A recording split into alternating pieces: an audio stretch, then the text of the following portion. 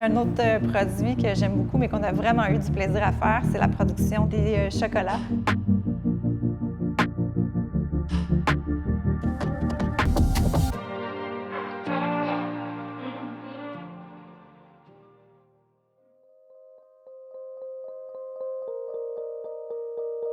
C'était vraiment super intéressant d'avoir l'accompagnement de Maude et de son équipe pour développer les saveurs, ce que nous, on n'avait jamais fait auparavant.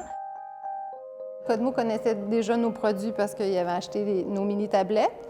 Ils nous ont approchés disant qu'ils voulaient lancer une nouvelle gamme, plusieurs objets, dont un chocolat.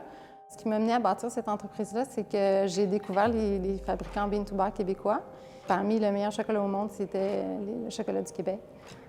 Cantu, Palette de Bean sont reconnus à l'international, puis je trouvais qu'ici, on ne les connaissait pas assez. C'était de niche, mais c'était de dire, OK, ça existe, puis comme le vin, comme les cafés troisième vague, les microbrasseries, le thé.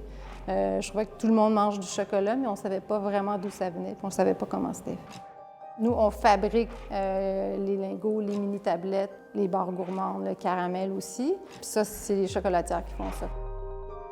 Quand Codemo nous a annoncé qu'il voulait faire une collaboration, 2 tablettes, je trouvais ça super. C'est de mettre en valeur des fabricants du chocolat transformé ici. C'est ludique et tout, mais derrière ça, c'est énormément de qualité, énormément de travail, puis énormément de gens d'ici. Puis moi, mon travail de chocolatière, c'est un petit peu plus comme un pâtissier. Je prends le chocolat qui est vraiment bien transformé, puis j'ajoute des saveurs, des créations plus culinaires.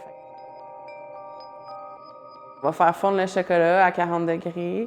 On va le mettre sur la table pour le descendre à 27 degrés pour un chocolat noir environ.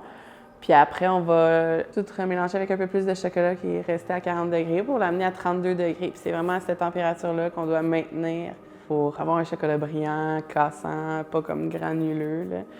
Après, on moule dans des tablettes, puis un petit coup de froid, puis on démoule, puis c'est fait.